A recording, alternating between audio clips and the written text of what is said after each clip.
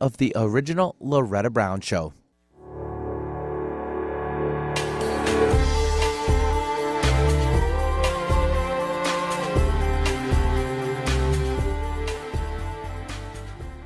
Good morning and welcome to the original Loretta Brown Show.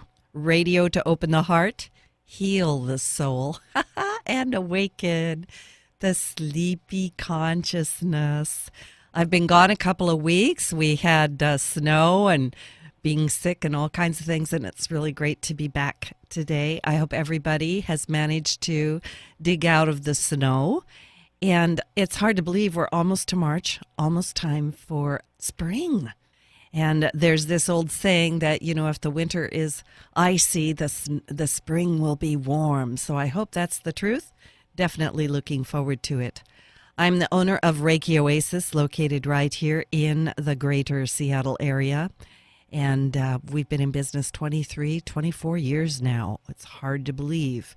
Reiki Oasis is undergoing some changes this year, which you'll just have to, it's like a cliffhanger. You're just going to have to hang on to find out exactly what that is.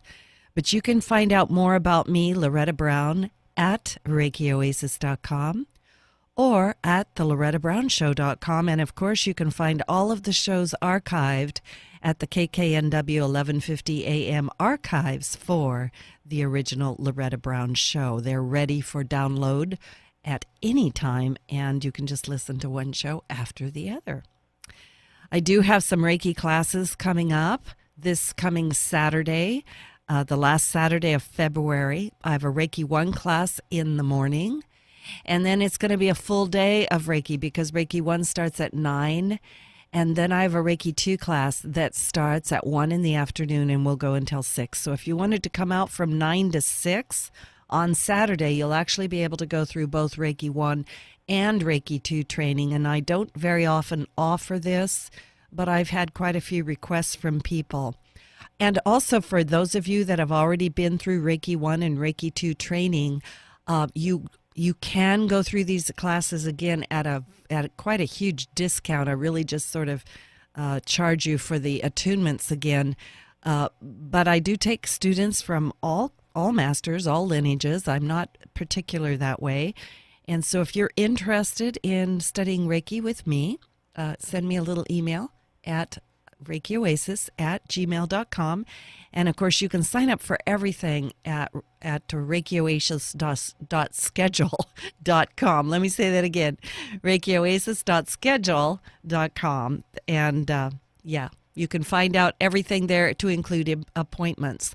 By the way, people have asked me this. If you go to the scheduler and the dates are not in dark, it means those days are already full. And so you just have to go forward until you find a day that is in dark, in dark font, I suppose you might say, in bold, and click on that, and it will let you know what hours are available for an appointment. And like I say, you can make those appointments right online, which is a lot easier than trying to get a hold of me and scheduling with me, although I am there if you need the help. A big shout out to my supporters for this show. We are a listener-supported show. And if you want to be part of that, you can go to patreon.com/The Loretta Brown Show. And as ever, I am so grateful for all of my supporters. That's what keeps us on the air and keeps these shows coming to you with wonderful guests. A little astrology check-in, and then I'm going to go straight to my guest because I want to give her a lot of time to talk. We did have Chiron move into Aries on Monday, February 18th. This is one of the most anticipated transits of the year. Chiron will be in Aries all the way until April of 2027. Chiron spends so much time in Aries because it has a lot of work to do here. Aries is about the self. This is where it hurts the most. These wounds are related to our identity, to our sense of the self, and they can take a long time to heal, or if you're ready for them to heal, they can heal immediately. Chiron in Aries is where you feel you don't have the right to be yourself. Aries is concerned exactly with the affirmation of the self, but Chiron, the wounded healer, will challenge this affirmation of the self with the purpose of finding a higher order. Chiron is where we feel wounded, ashamed, broken, and inadequate. Chiron will challenge Aries' expression of the self, expression of individuality. Chiron in Aries is about the greatest wounds of all, the wound of identity. And the wound of identity is when we feel we just don't have the right to exist or to be here or to be who we know ourselves to truly be. For many people, and I think for all of us, this is the most painful wound of all because it's the most difficult to grasp. If you have any of the following symptoms, you have an identity wound. If you've ever said, I'm nobody, and you have an overall feeling of emptiness, I'm not enough, I don't fit in, I don't exist, a tendency to copy other people, but at the same time, a lack of defining role models. If you have a desire to remain unnoticed or a fear of being seen, or you're trying to be what I call one of the invisible people, you have an identity wound. If it's difficult for you to connect with your body or your feelings, or on the contrary, a continuous need to prove your uniqueness by behaving oddly or trying to stand out in a very strange way, this is an identity wound. Maybe you have a tendency to hurt yourself physically or psychologically. Self-inflicted wounds, abuse of drugs, alcohol, and medication, overworking, feeling numb are all indications of this feeling of worthlessness or this wondering who you are. Could you ever be anything better or more wonderful? So Chiron in Aries for the next 7 to 8 years will ask you to address and heal once and for all the wound of identity. It means showing up as yourself, even if it can be painful. You're probably going to feel it, but no matter what, you really do need to show up and take that step forward to be you. This Chiron in Aries is also about action. So many of us are talking about wanting to change our life and be different. We're trying to tap into our self-identity, our self-awareness. And instead of leaving this around now, waiting for it to get dusty, now is the time to roll your sleeves up and take action. Get exercise, eat better, look into what you do, work with a therapist or a coach, go to a class, a workshop, and finally recognize that you are a being of power and passion, and it is time to forget what they told you, what they said, and to step into who and all that you can be. The Chiron archetype comes from Greek mythology. Chiron was the son of Saturn and the nymph Phaedra. He was born half man and half horse, and as a result, he represents the human and the divine together. But Chiron was rejected by his mother and abandoned by his parents. Chiron suffered his first wound of abandonment. Apollo, the god of music, prophecy, medicine, and healing, adopted Chiron and taught him everything he knew. And if Chiron would not have been abandoned, Apollo would not have raised him. So Chiron carries Apollo's legacy forward through the discoveries of botany and pharmacy, the science of herbs and medicine. Chiron was highly skilled, educated, and kind, but the irony was that even if he could heal everyone else, Chiron could not heal himself. How many of us find ourselves in that same situation where we give and give and give to others, and yet, when it comes to ourselves, we either don't know what to do or we simply won't allow help to come. So ultimately, Chiron gave up his immortality to help Prometheus, who was chained to a rock. The gods agreed to release Chiron from suffering and let him die. And upon his death, Chiron was released from his woundedness that would never heal, and he was honored with the constellation of Centaurus, which is one of the largest constellations in the sky. So in this time right now, you have an opportunity to step into your own healing and perhaps identity in a way that you never have before. The universe is trying to say to you, release the fears that hold you back and bond you to these earthly illusions. Everything you've ever wanted and everything you have ever dreamed of is just on the other side of fear. This past year, I had a most amazing journey into my own healing of my own identity woundedness. And I not only decided to work with my guest today, Araya AnRa, in her Way of the Dragon Heart program, but I stepped fully into recognizing and accepting a part of myself, my dragon self. I have to say this past year has been life-giving, life-changing, and true self-awakening and strengthening. And not only did I have fun time with Araya in her Dragon Heart program, but we got to go to Egypt together and do some amazing things. So it's really, really fun for me to have Araya back on my show. I had her on about a year ago. Araya AnRa is a certified psychic, a medium, an angel channel, and an energy healer by the American Federation of Certified Psychics and Mediums. She's a certified reflexology practitioner through the University College of Reflexology. She is also the author of The Dragon Within, and affectionately known as the Dragon Lady to many of her friends and clients.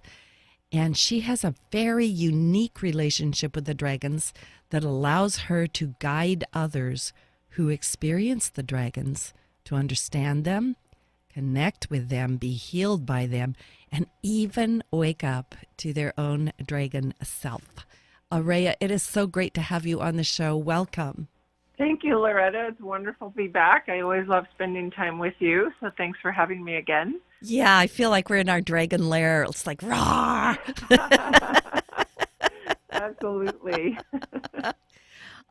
Could you tell people a little bit about yourself and how did you get into this marvelous work with the dragons? Well, I'll try and summarize that story because it can be a long one.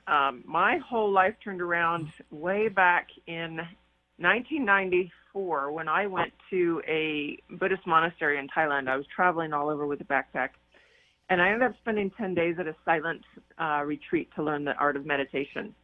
And even though I didn't use it really until a full 9 years later, it was in the winter 9 years later in 2003, exactly, 16 years ago from now, that my inner guidance woke up and essentially pushed me into quitting my job. I was the Chamber of Commerce director where I was living in Wyoming. So everybody in town knew me as this business person and connection and the social director in town and all kinds of different roles. But I was pushed to quit. And in doing so, it gave me the time to spend an hour or two in meditation every day. And that really was the turning point because what it did for me is connect me to parts of myself that I couldn't get to any other way. I had to go in through those internal doorways. And in so doing, I connected with my primary guide, the Archangel Metatron, and had a remembering essentially. And as I remembered all of my healing gifts, they all came through, which is an energy work similar to Reiki, but it's through the dragons. So it's very powerful. And as I continue to work with clients, I started experiencing dragons in their field, dragons in their spines, trying to pull out. And I couldn't really explain it other than, wow, this is a dragon. How do I share this with these people? Because, it was sort of an out there concept, even for me at that time. And yet that was the beginning of really coming home to myself, because as I kept working with people and seeing more of the connection and having that drawn out of me, it led to my own meditations of meeting my dragon self and being taken to her at the bottom of the ocean off the coast of Peru and sitting with her eye closed and just feeling and communing with her energetically until eventually movement began behind the eye. And once she fully woke up, there was a point at which, when I was in Hawaii doing a workshop called The Womb of the World, a spontaneous awakening happened where I was able to go into the waters of a sacred tidal pool and merge with her and actually come out of the water, be looking through her eyes, which were my eyes, and see the world in a radically different way. And that was the precursor that essentially the facilitator of that workshop, after we were all done, looked at me across the lunch table and said, "You know, you have a book to write now." And I said, "Yes." And I didn't blink. I didn't flinch. I didn't go into fear about it. And literally 6 weeks later, I was on a plane to the UK, where the dragon energies were still the strongest on the planet and available. And in that time, I spent literally cloistered in my own little rental cave, I would call it. It was a little B&B type place with a kitchenette. And I found out later it was the closest in proximity to the dragon energy line that runs through the Tor in Glastonbury of any residential place that I could have been in. It was literally about 400 meters, so not even that, it was 400 feet from the dragon ley line. And so I was connecting to that energy and writing and bringing through to the dragons to work with. And that's how the book got compiled and began everything. And that was in the fall of 2007. So since then, it's been a period of deepening my own work and then waiting for the world to actually be ready to embrace the dragon energies. And I would say in the last 2 years is when everything has sort of shifted, where people are starting to finally question or want to know deeper why they have a passion for all things dragon. Why have they always collected dragon artwork, or just, been really moved when they see an image that's a beautiful piece of art, whether it's on a wall or in a sculpture of a dragon, that they've been called to get dragon tattoos. Dragons are something that touches a lot of people, and they don't really understand why. I love your story. I of course am thinking back over the last year, like when I did my last interview with you, which was Right. January of 2018, Yeah. and I hadn't gone through your program with you yet, but we both kind of thought maybe it was going to happen, right? And Yeah. I'm just thinking how many changes have happened just over the last year with the dragons. Not only internally with me, but I know with you too. And this time that we're in, which is calling forth a lot of things that are really, really ancient. Yeah. It is. There's been Yeah. so much in the last year, and that's why I say it's been in the last two that really the world is ready to receive the energies, which is why everything's amped up. So as I got called forth really into full-time being that dragon guide and starting to activate places around the world, because that was shown to me that because of who I am as dragon, there are locations around the world that energetically are part of the universal energy grids. There are lots of people working on these and doing activations from the angelic realm perspective or different healing modalities. And the core of it, it's almost like this was all the precursor work.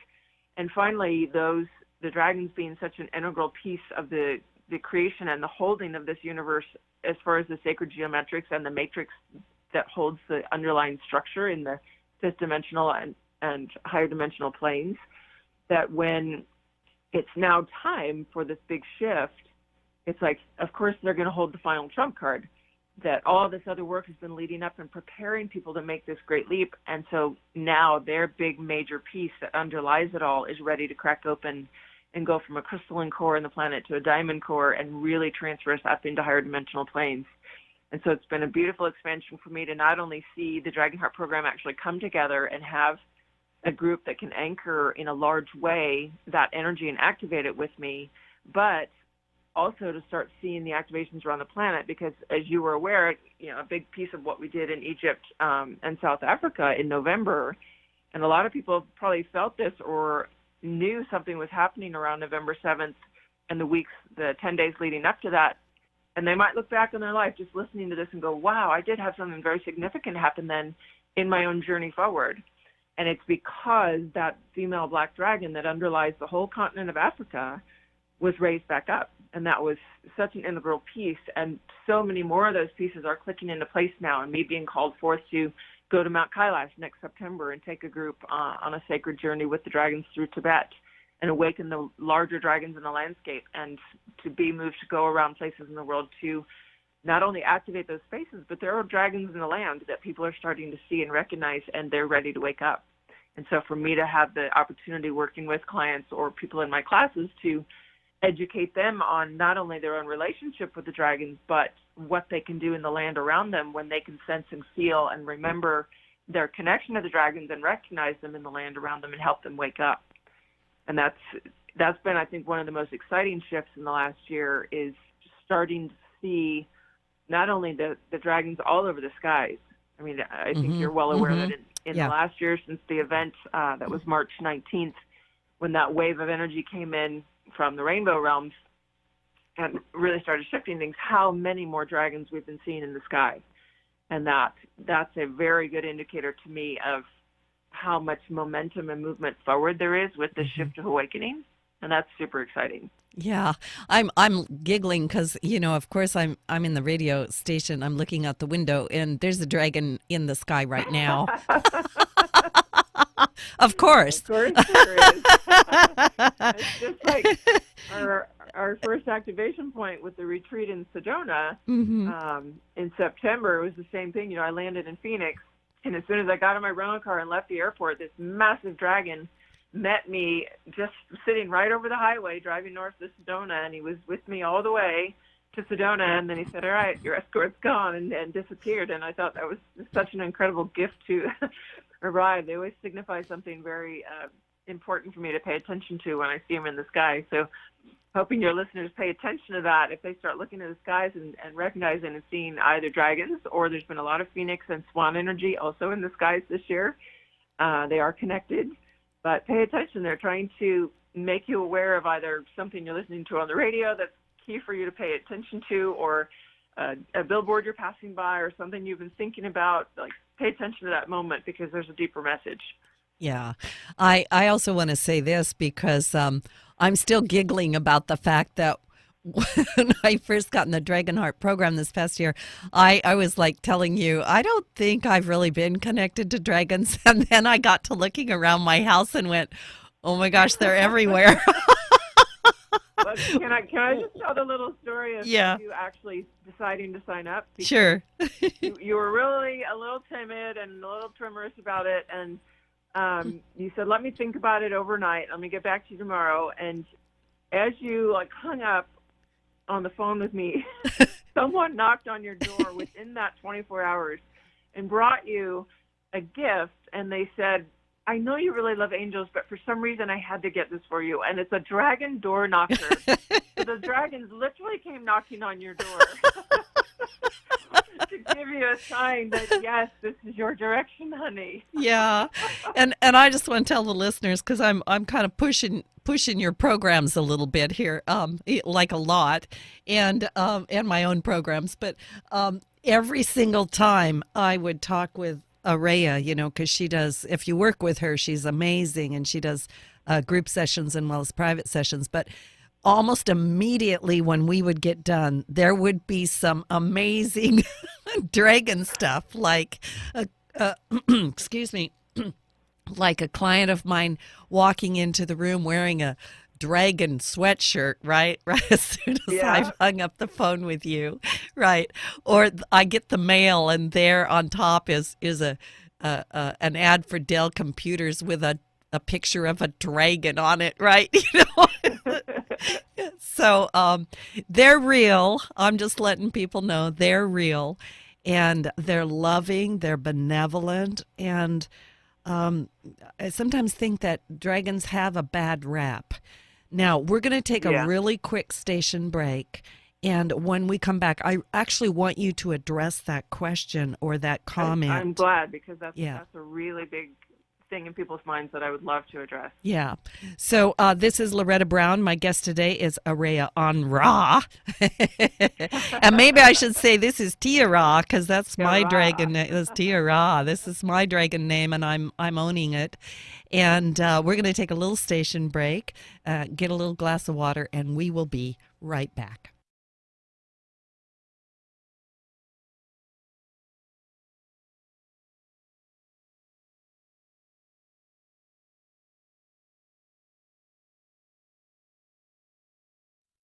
Did you know that Reiki healing can be done at a distance? It's true. So let Reiki Oasis focus powerful energy to help relieve your stress, grief, sadness, anger, and so much more. Convenient, personalized treatments at a distance can increase lightness of being. During your appointment, find a quiet place to lie down or sit to receive healing energies. If you want help with your dis-ease, visit ReikiOasis.com. Harness life's energy. Visit ReikiOasis.com today. Alternative Talk 1150 is your sports organization's safe bet when it comes to airing your team's games. Our players are all seasoned professionals when it comes to sports programming. Imagine your games being heard on local radio. Your team deserves the MVP treatment. Call 425-653-1150 today to learn how affordable and fun it is to broadcast your games on the radio. Call 425-653-1150 and make your next season something special. That's 425-653-1150. Giving local voices a chance to shine. Alternative Talk 1150. You're listening to an encore presentation of the original Loretta Brown Show.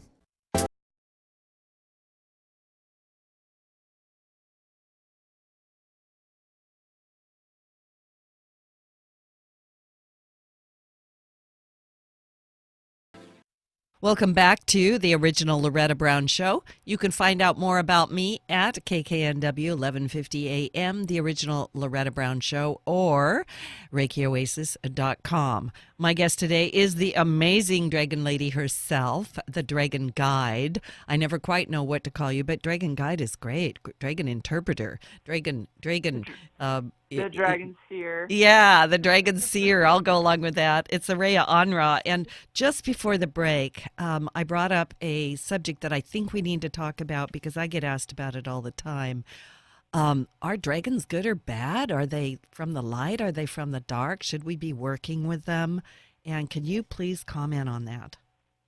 You know what, I'd love to, because one of the first and foremost misconceptions of the dragons is that they're scary, that they're man-eaters that, need to be hunted or killed, from the old legends of, St. George killing the dragon, and that they're connected to the reptilian races, because there's a lot of fear about the reptilians and the history with them and how they genetically modified the DNA of humanity and really messed with our timeline and the scripting of what was intended to happen with this planet and humanity.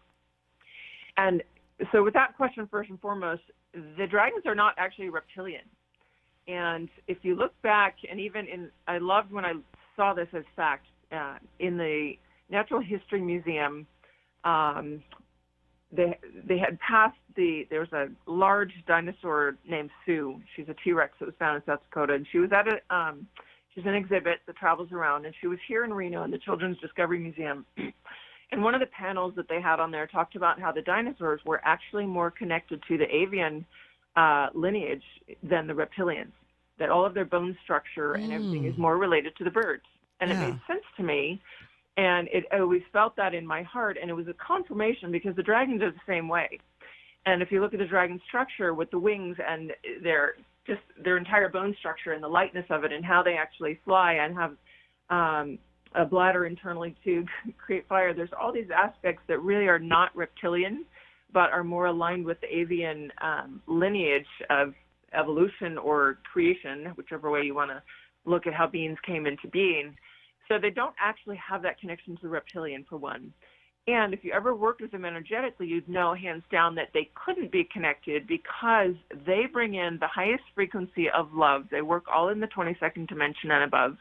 They do come down and triangulate their energies down into lower frequencies for us to be able to actually handle and then work up from that. So they come into the third dimensional frequency to help us clear and dissolve things through our bodies. through our physical body, our mental body, our emotional body, and our etheric body. And as we work with that and can translate up and take more and more of the frequency they bring, what we experience, even at the lowest form of it, is one of the deepest levels of unconditional love that you will ever get to be touched by, unless you have a direct experience of Mother, Father, God, which to me is the only thing that is a greater, brighter love that you can tap into than the dragons. So for me, the dragons are one of those all-embracing, hugely loving energies that they just come in, whether they are breathing down your neck or wrapping around you. You can feel the love and support that is there to protect, guide, nurture, sustain, and help you dissolve all the things in your being that are your roadblocks, that are your old traumas, your old wounds, things that are false beliefs or misperceptions that you've layered on and allowed to become dense in your body, that are keeping you from actually living in your light body and having your truest self present on the planet. And so the work that I do is to help people get in connection with the dragons. Many of that, you don't have to be a dragon or have a dragon heart or be, first and foremost incarnation as a dragon yourself, which is what I consider a dragon heart. But you can work with the dragons because they have a deep connection to all of humanity. They have a deep connection through each of us, through the original creation of this planet and humanity as a race. So all of us have a connection and can work with them in our healing. But many of those that are drawn to the dragons or drawn to work with them will eventually discover that they either have dragon guides and or the dragon guides are slowly taking them down a path to show them very gently and awaken them to the fact that they are a dragon themselves or have been part of the dragon realms. So it's an exciting path for me because I walked it myself, and now I get to help people move down that journey and that revelation and that awakening to self that brings so much inner joy, and it really makes life magical. My life in the last year has become magic because I'm finally walking in my own mantle of self, and it's such an empowering place to live and be, and that's what I want for everybody. I want everyone to get to that place where they are walking in the true mantle of self, whether they are an angelic being, a dragon being, whatever, the tools are there, and that's my greatest joy, is to help them get there. And, of course, especially for those that are dragon hearts, because there's not really, as far as I know, any other beings out there that are helping you really get to that core with the dragons. And that's, the work that I brought through back in 2007, 11 years ago now. I'm going to actually be putting it out where hard copies are available very soon. Probably it's going to take about 2 months to get the process complete, but then it's going to be available on Amazon.com or Barnes & Noble or Kindle or all different formats, rather than just through the dragonwithin.com, which is where it's been as an ebook and digital CD download for the last 11 years. So that's a pretty exciting development. And that's only happening because the dragons are ready to go big. You can feel the energy, and I love that you explained about Chiron, because that's such a huge, I really was mesmerized listening to you describe that, because it really connected a lot of things for me at the timing of all of this. Yeah. I was thinking also while you were talking about how the dragons, they really do help us heal that primary woundedness of self. And that's why when I was putting this together and I got goosebumps, all that Chiron stuff was coming through, I went, oh my gosh, we couldn't time this show. We can't make this stuff up, listeners. I mean, we can't make this. We're good. Believe me, right? Araya and AnRa are good. But, the dragons are like, hey, look at Chiron. Look where Chiron is, and look at the energies that are here to help us really heal this. And I want to say a couple of things. I work with guides and angels, and I've done it forever, and I did realize after, let me just say this.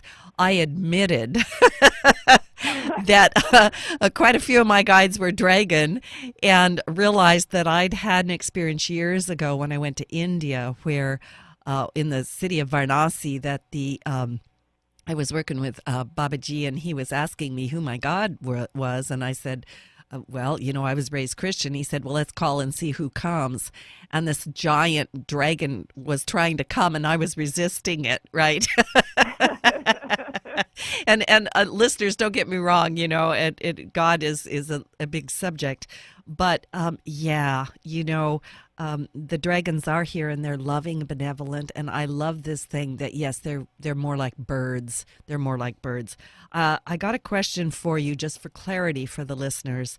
What is Yeah. the difference between a dragon heart, a dragon keeper, a dragon master? What is give us a little more information there. Okay. So for me, in our first incarnation, so a soul, when it comes incarnate, it can be in any realm because it's a massive universe, right? So the original realm, one of the first, if not the first realms of creation in my memory and experience, was the dragon realms that God created. And so any souls that were present in that were incarnate first and foremost as a dragon would find themselves considered now having an experience in humanity because they've come down in service to bring light and healing to this planet and help those that are first and foremost human actually move up the scale and frequency and evolve forward in love.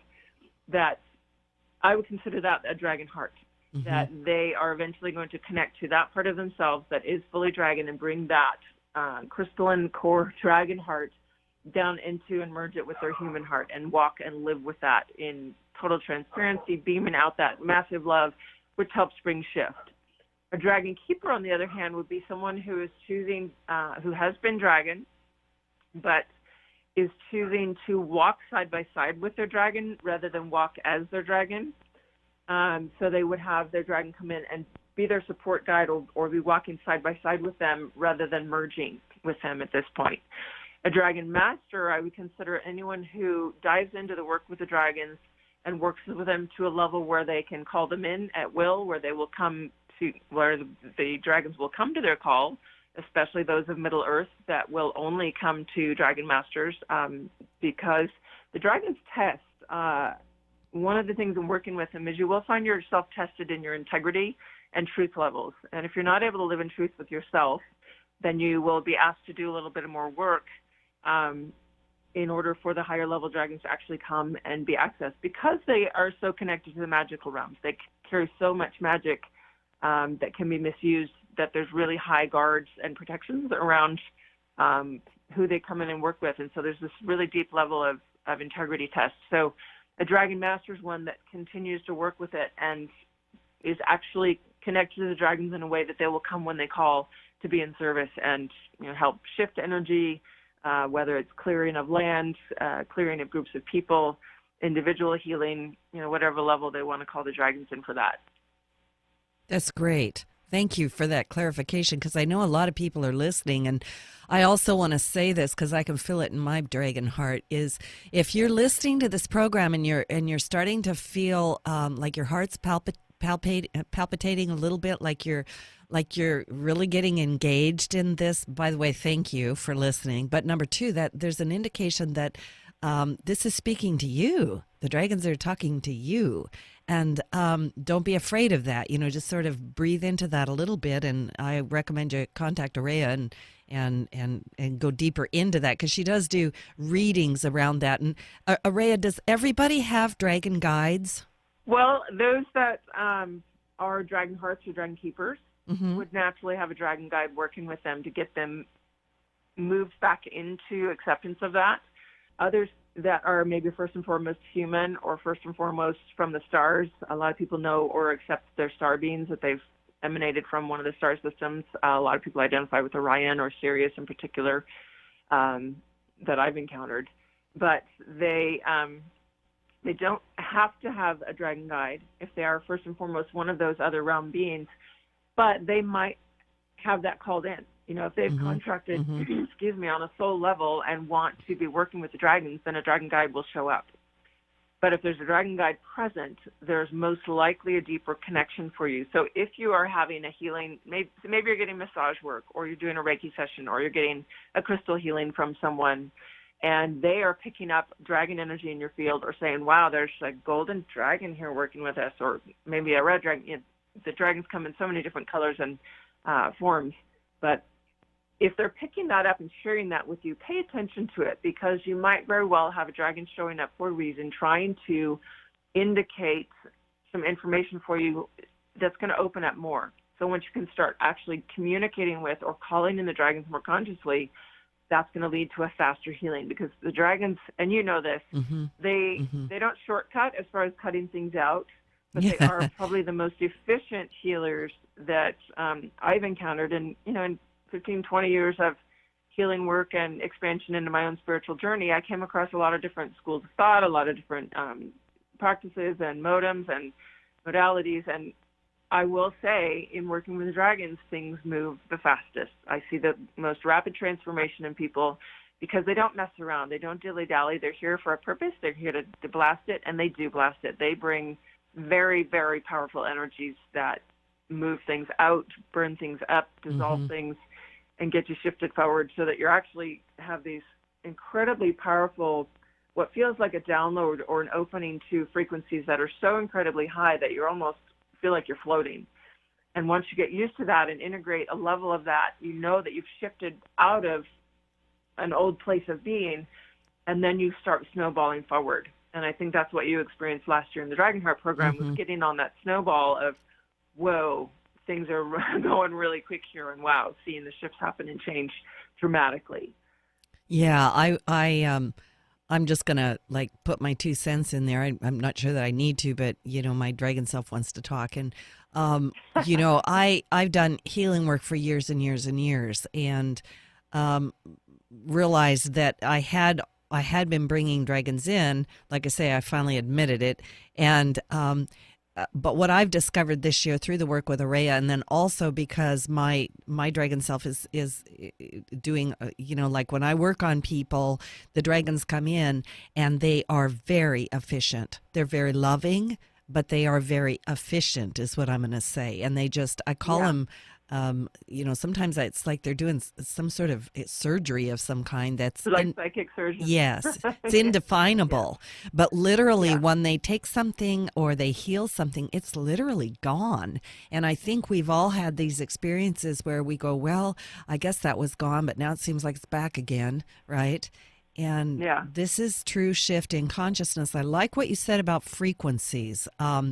Last night I went to a channeled session with Paul Selick, right? And he'll be on my radio show in a couple of weeks. But this idea that we're raising frequency, I think, is super important, especially for me as a sound healer, sound practitioner. We are stepping up into the upper room, if I could say such a thing, right? And the dragons are definitely part of this higher consciousness, this higher frequency. And I do want you to comment, but I'm just erping things out.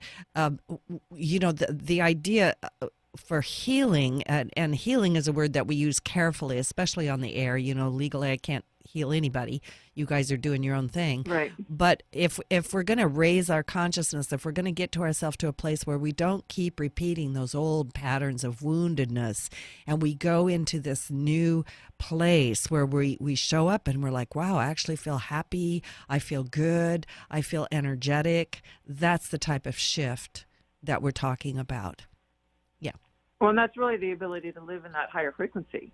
To hold because it. You're dropping the densities out of your field, and you're able to walk in a much higher frequency where you are connected to your higher self all the time.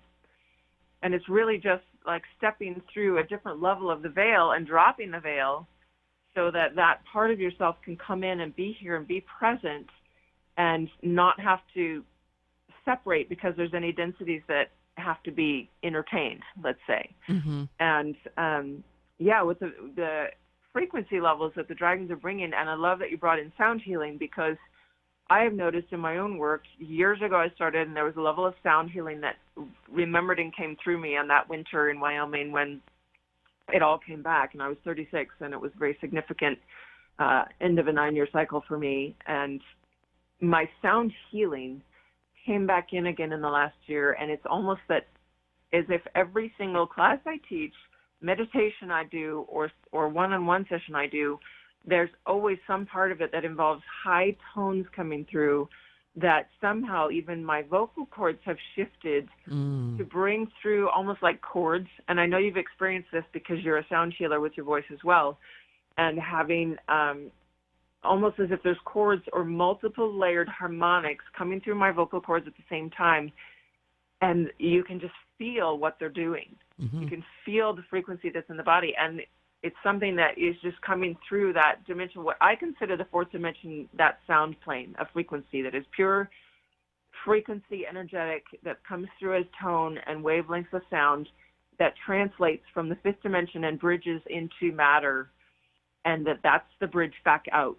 If we're trying to get out of 3D, and this concept is talked about a lot of, well, we're shifting into the fifth dimension, or the fifth dimension is available. And actually, because the Pleiadians started finally coming in and working with us, which for me, the Pleiades is our galactic heart, that we actually have up to the ninth dimensional frequencies available to move into, with the fifth dimensional being the lowest level of like, yeah, we're ready for that.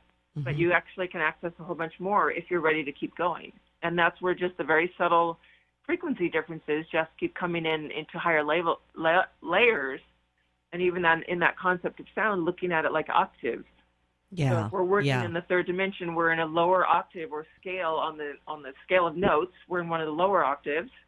And as we drop things out of our being and out of our dense self, all of our woundings and our traumas and our beliefs, as those drop out, and we can move up a few notes, and now we're getting into a higher octave scale.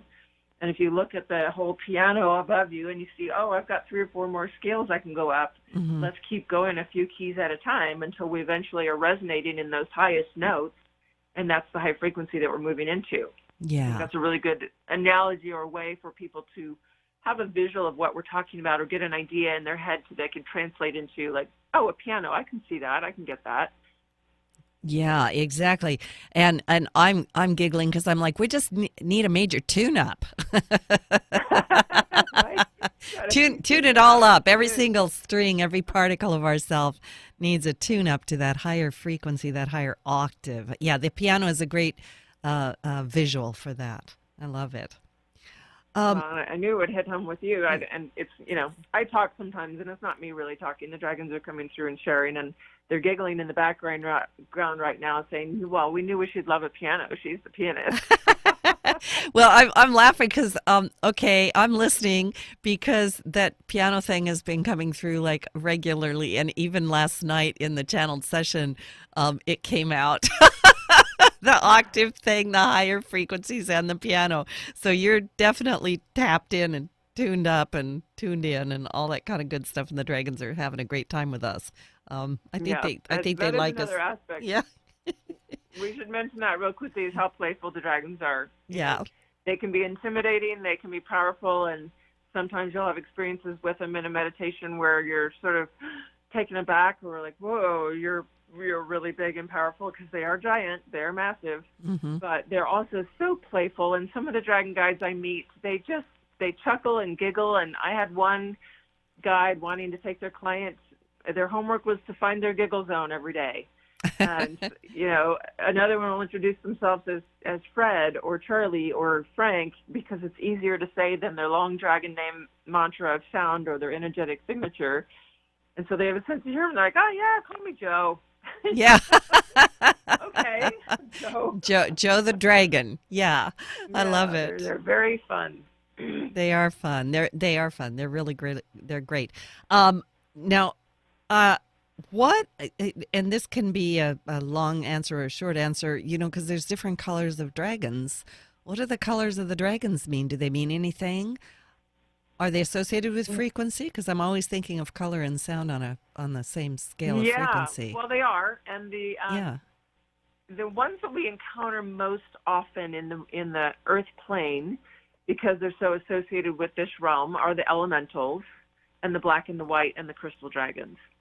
So you might experience any of the fire dragons are in those red hues: red, orange, vermilion, orangey to yellow. You can find red dragons with gold edging on their wings. The air dragons tend to be in the yellow-orange, because they're associated with amber and, citrine.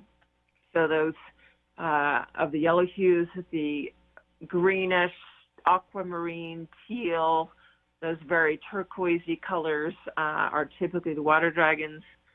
The earth dragons tend to be very dark brown to black, all the way to moss green, avocado green merges of those, and then including sort of like an ochre, mustard, golden yellow for some of those that are the cave dwellers. So there's all random frequencies in that, and they can be merged. They can crossbreed.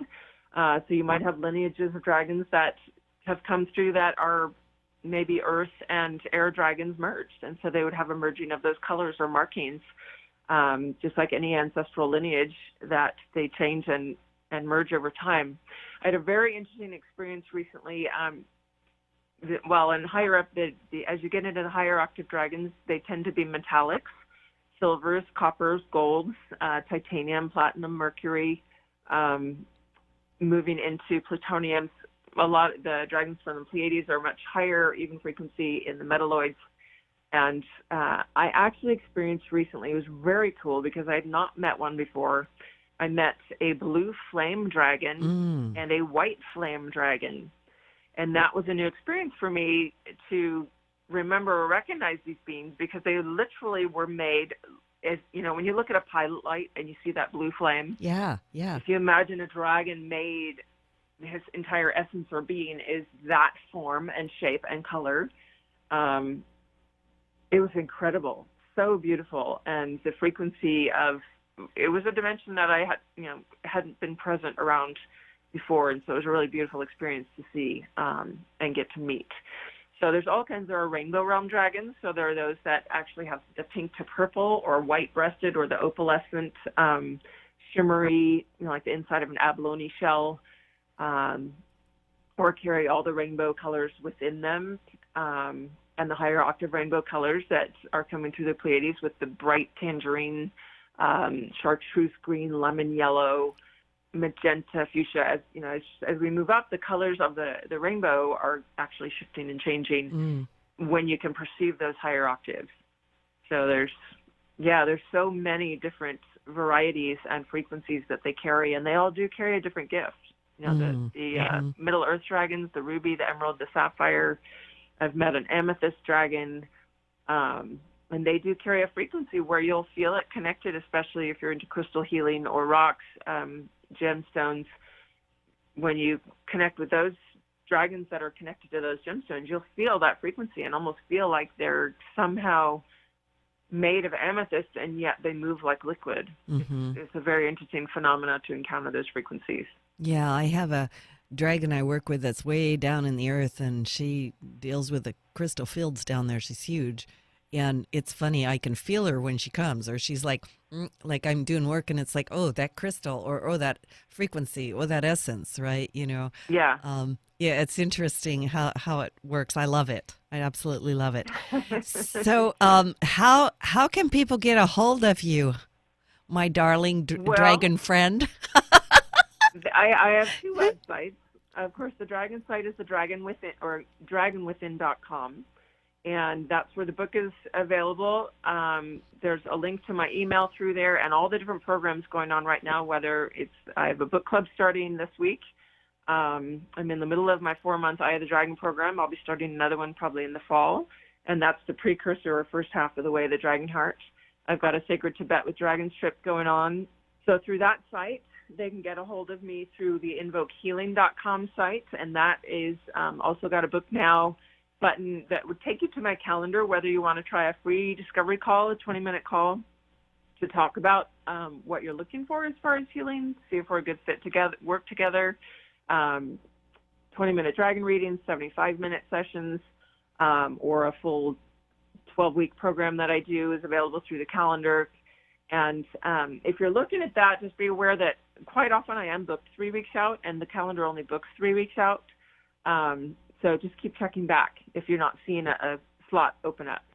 And then, of course, if you're on Facebook, this is one of the most fun ways to connect, because I have a Facebook group that's very active. It's called For the Love of Dragons, and love is in capitals, LOVE. Apparently there is another For the Love of Dragons group out there that's all like lowercase. And I was shocked that Facebook actually, I don't know how it happened to have them both be able to be created, but mine is with love, LOVE in capitals, For the Love of Dragons. Very active Facebook group, and I do weekly lives there. So you can message me through there. You can friend me through Facebook that way. But you can also come into the group, whether you want to join it or not, and listen to the weekly lives I do every Thursday at 2 o'clock Pacific Standard Time is when I usually go on. The Dragons sometimes, they don't like to be pinned down, so sometimes it's a little bit before that or a little bit after. Oh, that's what it is. Oh. Tomorrow. Yeah, they love structure and form, but they also like fluidity and freedom. They do not like to be pinned down. They've been shackled for too many times in history, and so they will not be shackled. But that's a great place to come because every week I go on and talk about different questions that people have, different topics with the Dragons. Sometimes I do live mini readings. Those are super fun and usually get a big draw crowd on those days. So there's lots of ways to reach me, and either of those sites, my email is araya@dragonwithin.com or araya@invokehealing.com. And please reach out because I would love to connect you to your dragons. That sounds fantastic. So this is Loretta Brown, and you can find me at ReikiOasis.com. And, of course, I'm also Tiara. Yeah, that's right. I like my name. It'll come out more and more. Just keep watching for it. My guest today is the amazing dragon interpreter, dragon lady, she is all things wonderful, Araya AnRa. And don't miss out. You'll want to get her book, The Dragon Within. And I'm looking forward to that being readily available on Amazon. I just love the dragons so much. I love you, honey. And to everybody listening, thanks so much. And we'll talk to you next time. Bye now.